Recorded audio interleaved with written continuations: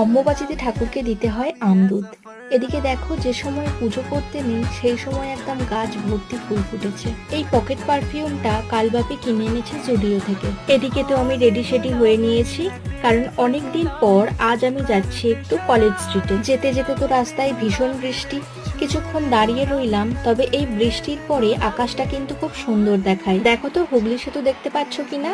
Khidirpur doc থেকে এই হুগলি সেতুটা কিন্তু খুব সুন্দরভাবে দেখা যায়। বৃষ্টি হলে কি হবে, প্রচন্ড ভ্যাপসা গরম, তাই এসেই খেয়েছিলাম একটা করে লস্যি। যখন কলেজে পড়তাম প্রতি বছর বান্ধবীদের সাথে কলেজ স্ট্রিট আসতাম বই কিনতে। এই তো কিছু বছরের ব্যবধান, তখন উদ্দেশ্য থাকতো নিজের বই কেনা, আর এখন স্টুডেন্টসদের।